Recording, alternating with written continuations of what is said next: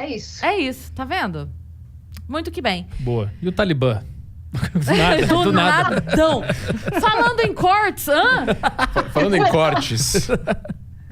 E o Talibã? E o Talibã, que é o negócio que tá acontecendo agora. a gente vai ter que... Não vai ter jeito. ter que A gente falar vai de ter que Talibã, falar né? disso. Vai ficar circulando esse A assunto gente até falar. É o esquece elefante que na existe, sala. né? O elefante na sala. O mundo ganhou... O mundo livre perdeu um país que estava male do lado de cá e ganhou um player do lado de lá. Mais ou menos isso, né? Mas eu não entendi ainda por que os Estados Unidos estavam lá. Eles foram pra lá depois... Vamos voltar. Vamos voltar. Vamos voltar. Em Tudo 1650, tô brincando. Seria incrível. Isso. Mas a gente meio que precisa terminar até umas 8h30. Vamos lá. O Afeganistão é um conjunto de tribos e de etnias, né? A primeira coisa que a gente precisa lembrar no Oriente Médio é Só um que... minuto. Se você quiser puxar, você Opa. pode, tá? Eu não sei... ele já me deu bronca hoje. Não, é porque... Você, não. se Posso isso mexer? aqui te incomodar, Sim, você pode... sim. O Oriente Médio tem níveis de identificação, que é diferente aqui no Brasil dos níveis de identificação que a gente tem. A gente se identifica com a cidade que a gente nasceu, com o time que a gente torce, etc e tal. Hoje em dia é partido político, mas falando em geral. As pessoas têm níveis de identificação. E os níveis de identificação no Oriente Médio são diferentes, os mais importantes, os que falam primeiro, são diferentes dos nossos aqui. Então lá, como é uma região mais antiga, mais tradicional, muito baseada em religião, etc e tal, os níveis de identificação, o primeiro deles é a tribo. Mas não é tribo como a gente imagina, uma tribo numa tribo indígena no Brasil, nos Estados Unidos ou na América. A gente está falando de identificação tribal no sentido familiar, tradicional, que acabou originando depois o vilarejo, ou a vila, ou a aldeia, ou até mesmo a cidade onde as pessoas são. E esse é o primeiro nível de identificação que as pessoas têm. Depois, existe o nível religioso. Então, a pessoa pode ser muçulmana, a pessoa pode ser... Dentro do Islã tem os xiitas, tem os sunitas, tem os alauítas. Depois temos o nível de identificação... Tem os cristãos, e dentro do cristianismo tem vários níveis de cristianismo diferentes. No Líbano tem vários. No Egito tem os coptas também, que são outro nível de outro tipo de cristianismo, e por aí vai. Tem os drusos, tem os judeus, e etc e tal. Depois tem o nível étnico e depois tem o nível nacional, que seria se você é afegão, paquistanês, indiano, israelense, palestino e por aí vai. Você falou, antes dessa divisão por religião, teriam as tribos. Essas tribos, elas se diferenciam pelo quê? Costumes, hábitos, é o quê? Origem, sobrenome. São grandes famílias, então. São grandes famílias. São 10 mil, 15 mil, 200 mil ligadas. Tá. E aí você tem voltar para trás, realmente, mas centenas de anos para entender a origem delas. Elas se relacionam entre si? Algumas sim, outras não. Tá. Então, por exemplo, existem famílias, a gente não chama de tribo, mas existem famílias palestinas na Cisjordânia que são brigadas há 300 anos. Então não tem casamento, não tem visita, não se bicam, não se gostam, etc e tal. Então, em relação ao Afeganistão, a gente tem um conjunto de tribos. Então, o Afeganistão é um lugar que é estratégico da Ásia Menor. Assim, a gente está falando de um caminho entre Oriente Médio e Ásia, onde você tem 80% de montanhas na região hoje do país considerado Afeganistão, pelas fronteiras geográficas. Lá reinou uma monarquia por 60 anos, um pouco menos de 60 anos, que era uma monarquia que reinava, de uma certa forma, protegendo a tribo do monarca e não protegendo os interesses dos outros. Houve um golpe, eu estou resumindo a história. Dentro desse golpe, a pessoa que tomou o poder era antagônico à União Soviética. Os soviéticos invadiram em 79 o Afeganistão e um monte de tribos começaram a recrutar pessoas muçulmanas, não só do Afeganistão, mas de outros lugares, para lutar contra os soviéticos. Então, eles se uniram contra os soviéticos. Tá? Aí eles ganharam. Só que aí que está a primeira questão histórica aqui. Essas tribos, a principal tribo do Afeganistão chama Pashtun. E os Pashtuns, religiosos, mais tradicionais, etc e tal, eles começaram a recrutar um monte de gente em volta do Afeganistão, falando a gente precisa impedir essa invasão comunista soviética eram vistos como pessoas ateias, que não pecadores, porque o comunismo soviético era antirreligioso e tudo mais, contra a invasão deles em terras islâmicas. Eles consideravam aquilo lá terras islâmicas porque aquilo já tinha sido dominado pelo Islã antes. E eles conseguem, depois de 10 anos de guerra, que a União Soviética bata em retirada. E aí esse é o fim da União Soviética também. Esse é o declínio e o fim da União Soviética, a Guerra do Afeganistão. Então foi um cemitério. Muitos russos morreram. E, obviamente, nisso você tem uma participação de outros poderes do mundo. Os Estados Unidos, que financiaram e mantiveram aí um certo treinamento desses combatentes islâmicos, que a gente chama de mujahidins, e eles treinaram essas pessoas. O grande expoente desses combatentes que lutou contra os soviéticos se chama Osama Bin Laden. Por isso que tem aquele papo que os Estados Unidos financiou o Bin Laden. Que é uma forma meio grossa de se falar. É uma forma congelada e errada, na minha opinião, de se enxergar. Porque a história não é estática. A história vai mudando. Então, eles não eram inimigos em 79, em 80, 81. O Bin Laden não ameaçou os Estados Unidos. Então, sim, ele recebeu treinamento. Depois de um tempo, ele ficou... aconteceu alguma coisa com ele mudou a ideologia, se radicalizou... ou partiu para combater um outro superpoder mundial e cometeu o que cometeu, e aí ele se tornou inimigo dos Estados Unidos. Mas é normal você ter inimigos que se tornam amigos e amigos que se tornam inimigos. Tudo Só bem. uma ironia, não é uma conspiração. Não é uma conspiração. Na minha opinião, não é uma conspiração. Assim, o contexto mundial naquela época era essa. Existiu esse apoio americano a essas pessoas lutando contra... um apoio americano a essas pessoas que lutavam contra a União Soviética. A União Soviética era o grande inimigo dos Estados Unidos e do Ocidente, por N coisas que estavam ocorrendo durante a Guerra Fria, corrida nuclear, com a expansão do comunismo, ditadura, comunistas ao redor do mundo e por aí vai. E os Estados Unidos viu de interesse dele e talvez do Ocidente evitar que a União Soviética dominasse o Afeganistão. Só que essas pessoas, quando acabam a guerra, o Afeganistão em si começa a entrar em guerra civil entre esses grupos que lutaram os soviéticos. E quem ganha essa guerra em 96 é o Talibã, que era o maior grupo. E aí o Talibã vai implementar Cada lado tinha uma defesa muito clara, assim? Tipo, esses grupos todos estavam divididos em dois lados? Não, esses grupos eram grupos de milícias armadas que lutavam contra os soviéticos e cada um tinha um nome diferente que era pertencente de alguma tribo específica e tinha uma visão específica do Islã. E o que surgiu vitorioso dessa guerra civil, quando acaba a guerra, estou falando 7 anos depois que acaba a guerra do Afeganistão com os soviéticos, o Talibã é o grupo que sai hegemônico dessa guerra civil por poder. E ele implementa aí o que eles chamavam de Emirados Islâmicos do Afeganistão e comandaram o país durante esses 5 anos, de 96 a 2001. E durante esses 5 anos eles mantiveram a Al-Qaeda operacional dentro do Afeganistão. A Al-Qaeda gozava aí de livre trânsito, treinamento, ajuda governamental. A Al-Qaeda foi fundada em 98 no Sudão, mas os campos de treinamento e toda a questão de logística acontecia dentro do Afeganistão. O Bin Laden estava no Afeganistão escondido quando aconteceu o 11 de setembro, e de lá que ele comandou os atentados. Então, tudo isso aconteceu de lá, sob proteção do Talibã. Então, até o Bin Laden não fazer o que fez com a Al-Qaeda, os Estados Unidos invadiram o Afeganistão e tiraram o Talibã, porque existem, assim como o Talibã, estou falando entre 96 até 11 de setembro, existem vários regimes no mundo que são problemáticos e não por isso os países ocidentais vão e acabam com o regime, apesar de... Por si só, né? Não por si só. Agora, o regime protegeu um grupo que cometeu um atentado terrorista que matou 3 mil pessoas em um dia só nos Estados Unidos e pela Constituição americana, um ataque em solo americano é uma declaração de guerra e aí gera uma série de protocolos que o presidente até não tem nem como evitar não responder militarmente, né? Ele é obrigado a, né? Ele pode não, mas provavelmente ele poderia ser sofrer um impeachment por isso, né? Se ele não respondesse.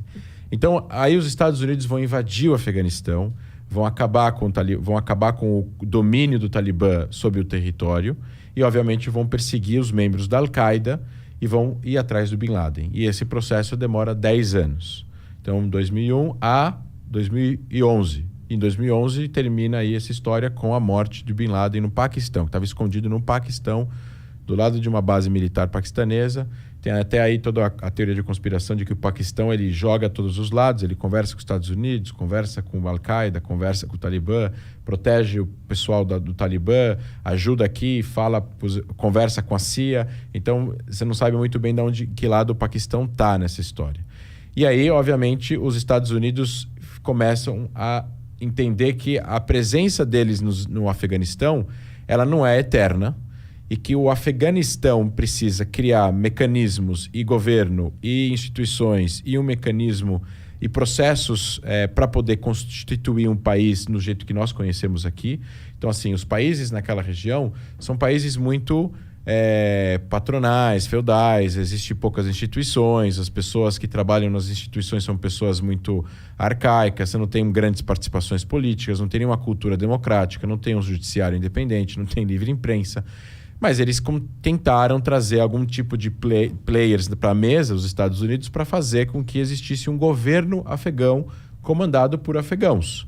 E foi isso que aconteceu. Houve eleições, uma pessoa foi eleita, existia um parlamento, existia uma bolsa de valores que negociava alguma coisa que o Afeganistão produz, seja minério, etc. e tal. E esse governo precisava constituir uma força militar para poder proteger a soberania do país, uma vez que os Estados Unidos um dia iriam começar a retirar essas tropas gradualmente do Afeganistão até um dia que eles fossem embora. E no meio desse caminho, existe uma decisão política americana. Essa decisão a gente quer continuar no território, né? Os Estados Unidos vão querer continuar no território porque eles vão somente combater o terrorismo e fazer contra-insurgência dentro do Afeganistão e fora do Afeganistão, desses grupos, ou eles estão lá para fazer nation building, o que a gente chama de construção de nação, construção de Estado, ficar 50 anos, 70 anos para ajudar o país a se constituir. Desenvolver o país. Então, como não havia muita cultura nacional no Afeganistão, e quando eu falo união nacional, a gente está falando de cultura nacional, identidade nacional, as pessoas se importarem umas com as outras, mesmo que elas não se conhecem, porque elas falam a mesma língua, ou porque elas são da mesma religião, ou porque elas são todas afegãs. Essa identificação com a bandeira, que é o que nós sentimos quando o Brasil joga a Copa do Mundo contra a Argentina, que é essa coisa forte, eles têm menos. Talvez eles tenham, quando joga o Afeganistão, eventualmente jogando a Copa do Mundo. Mas isso é uma coisa muito escassa. Eles identificam mais com a tribo. Exato. E aí, quando você tem uma dificuldade nacional, quando a união ela é fraca, e você tem um grupo muito forte que é muito influente, domina muito as ideias das pessoas, e até mesmo por coesão ou por ameaça, acaba conquistando território, assim, o Talibã nunca foi destruído. Então aí as pessoas perguntam, mas esses 20 anos que os Estados Unidos ficaram lá, eles nunca tiveram a oportunidade de destruir o Talibã? O Talibã estava escondido nas montanhas do Afeganistão, nas cavernas dessas montanhas, nas vilarejos inacessíveis do Afeganistão, que você tem como chegar apenas com um guia e com um 4x4 e olhe lá, às vezes a pé. Porque é 80% montanhoso. Não tem infraestrutura, não tem estrada, etc. e tal. Então, mesmo que os Estados Unidos quisessem, eles teriam que investir em infraestrutura, levar pessoas de helicóptero, soldados a pé. Iam morrer milhares de pessoas para eles simplesmente colocarem como objetivo destruir o Talibã. Eles teriam que ocupar o país inteiro, assim, propriamente dito. Quando existem forças militares em outro país, eles não estão ocupando todas as fronteiras, ou todos os postos de controle, ou todas as bases militares. Eles estão dentro da capital, eles estão conversando com o serviço secreto do país, eles estão conversando com o exército, mas existe lá uma força X de pessoas. Existe um cálculo que tenta entender quantas pessoas tem? De quantas pessoas a gente está falando que estavam escondidas ou qualquer coisa assim? 60 mil. 60 mil combatentes armados. Que estavam escondidos. Não, a força talibã é em torno de 60 mil. São 60 mil combatentes, é bastante gente. São pessoas que estão dispostas a morrer na luta, que é bem diferente de uma guerra assimétrica onde o outro lado não está disposto a morrer. Isso é algo que torna o Talibã uma força relevante no Afeganistão. E aí vai de interesses dos Estados Unidos de continuar lá lutando uma guerra contra o Afeganistão. Então, em 2020... Só mais uma pergunta. Qual é a voz principal hoje? Quem é que dá a ordem hoje? O líder do Talibã, que chama Gadi, alguma coisa assim.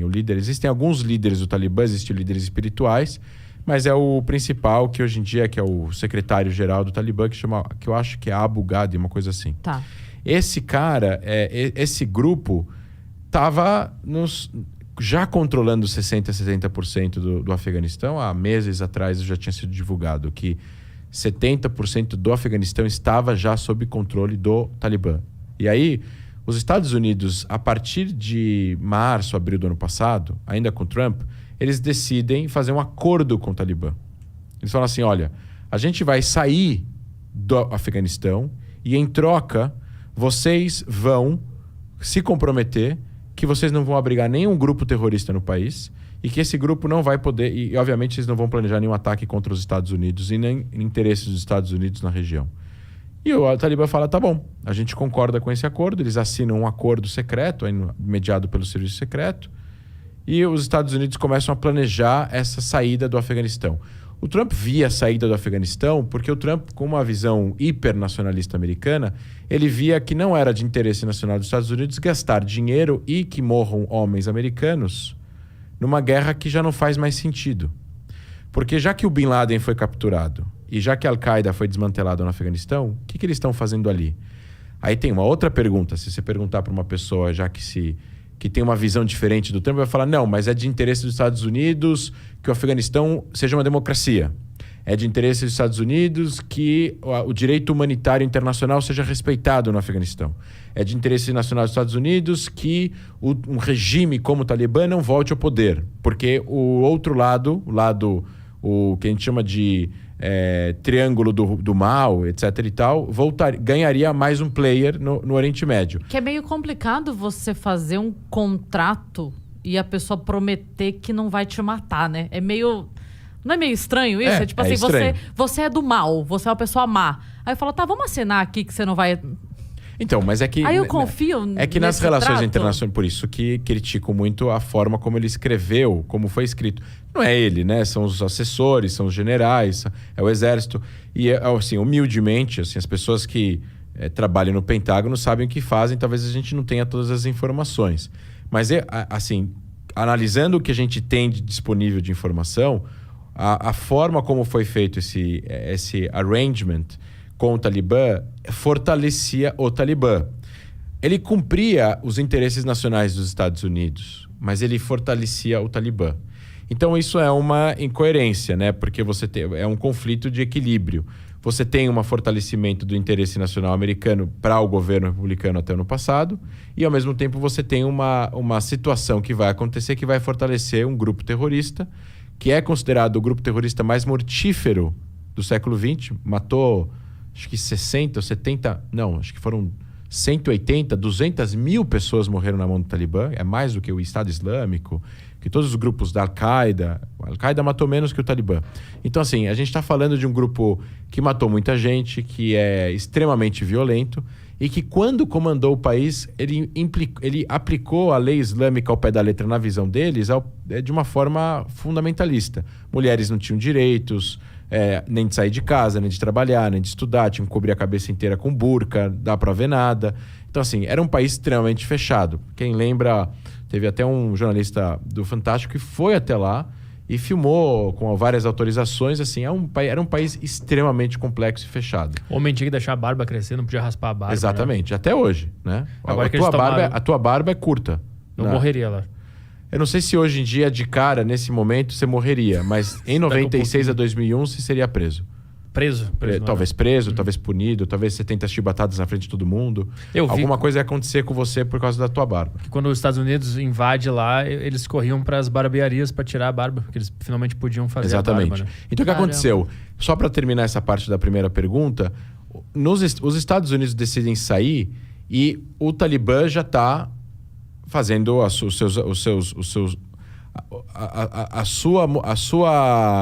organização já está trabalhando para poder controlar o país novamente. Então, essa saída dos Estados Unidos, agora com o Biden decide que ele vai cumprir o acordo que foi assinado pelo Trump, porque não é o Trump ou o Biden, é o presidente dos Estados Unidos com o Talibã.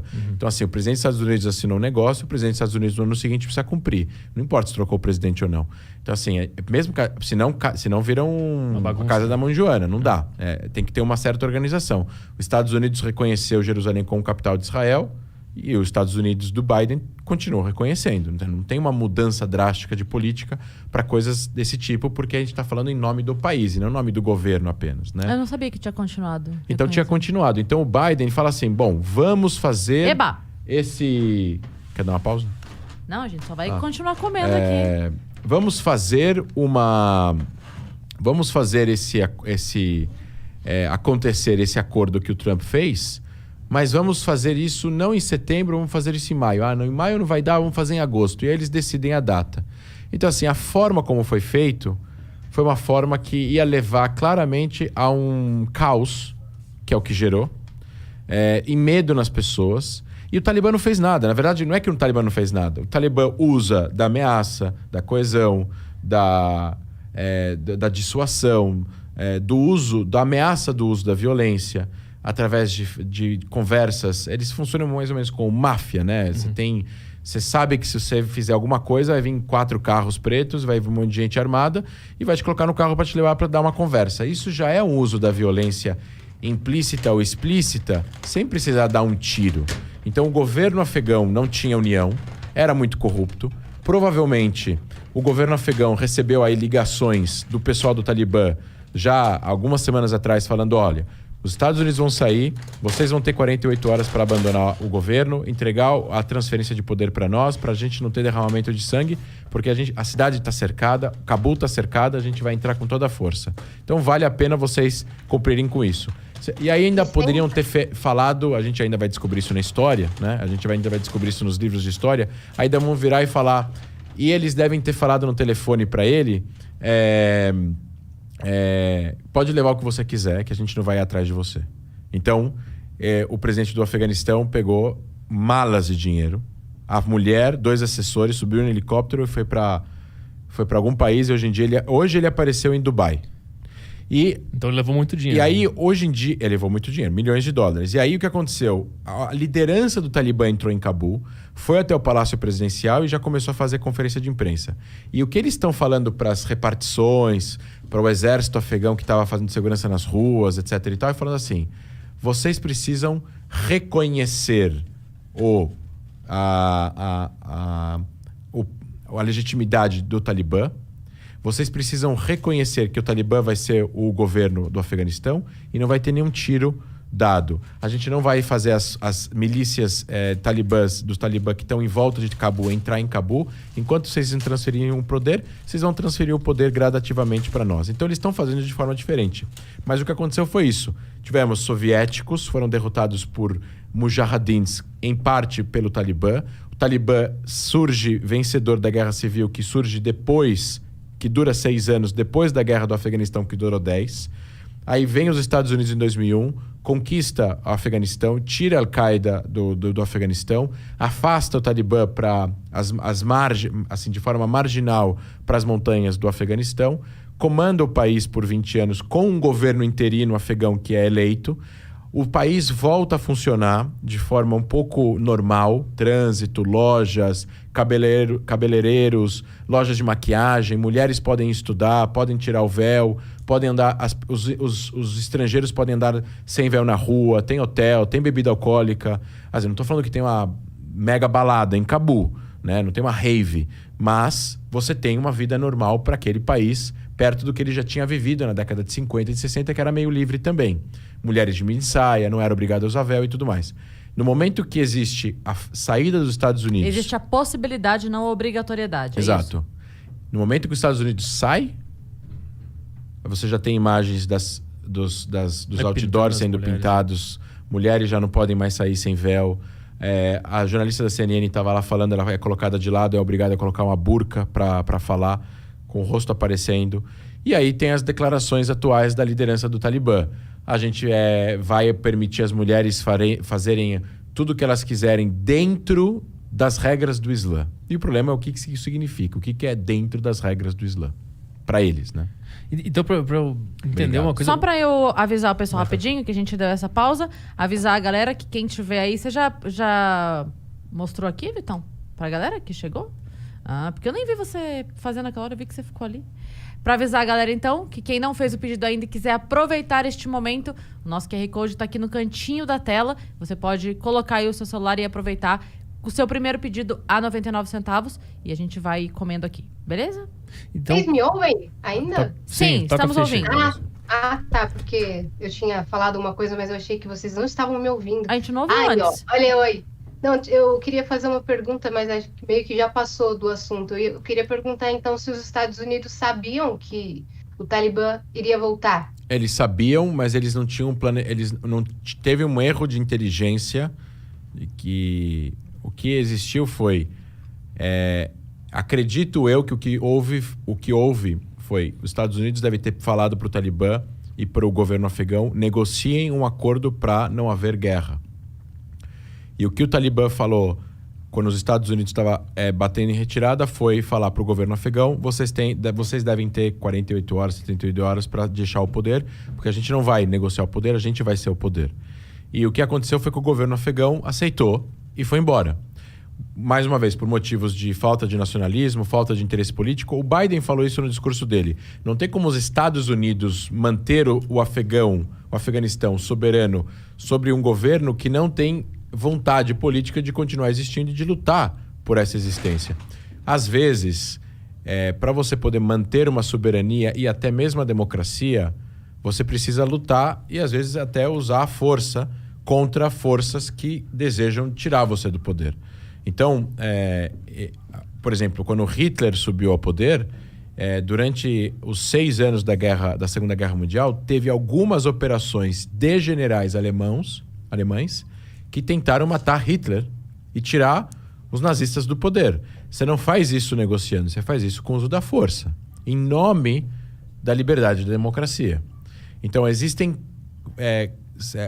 casos na história assim. Então, o governo afegão decidiu simplesmente ir embora. O que os Estados Unidos errou, Yasmin, foi de achar que isso ia durar 3 meses, 5 meses e durou 48 horas. Uhum. Foi na rapidez com que eles tomaram o poder e não dialogaram, né? Eles tomaram o poder e assim, tomaram o poder com a ajuda do próprio governo afegão, que simplesmente foi embora. Isso não quer dizer que não foi violento. Somente a tomada de poder em si já é violenta. É que nem eu ameaçar que eu vou tomar sua casa e você foge e não resiste. Isso também é violento. Sim. Mas não foi um pouco de inocência, para dizer o mínimo, do Biden? Tipo assim... Ei, pessoas, negociem aqui com os terroristas. Então, mas é que assim, o Biden, ele não tem tempo para ler todos os documentos de inteligência. Então, ele tem um monte de assessores encabeçados pelo assessor, o National Security Advisor, o conselheiro principal de segurança nacional, que vai juntar todas as informações que são passadas pela inteligência militar e pelo serviço secreto e vão falar: olha, é isso que a gente está prevendo que vai acontecer. Você quer seguir? E o que ele falou e que na verdade deve ter acontecido é o seguinte: a alternativa dos Estados Unidos não era simplesmente voltar atrás. Eles assinaram um acordo com o Talibã. O não cumprimento do acordo geraria uma guerra com o Talibã. O Talibã iria usar da violência para tentar voltar a ter controle. Então, os Estados Unidos iam engajar numa guerra com o Talibã. Em nome de quê, exatamente? Porque se Al-Qaeda já não está mais lá, o Bin Laden já foi morto. Lembrando a todos aqui que estão escutando a gente que os Estados Unidos foram para lá não por causa do Talibã, e sim por causa da Al-Qaeda, que estava protegida pelo Talibã, mas foi por causa da Al-Qaeda. Então, assim, se o Bin Laden não tivesse feito os 11 de setembro e se a Al-Qaeda não tivesse no Afeganistão, eles provavelmente não teriam entrado lá, assim como eles não invadiram o Irã. Uhum. Até agora. E tem 40 anos da Revolução Islâmica Iraniana. Mas aí que tá, os Estados Unidos ele acabou virando refém de ter invadido lá. Ele resolveu o problema da Al-Qaeda e aí ele acabou tendo que ficar lá porque a população dependia dos Estados Unidos lá para continuar vivendo. Exatamente. E esse era o grande dilema. Se a gente sair, o pessoal que tá aqui vai acontecer o que aconteceu.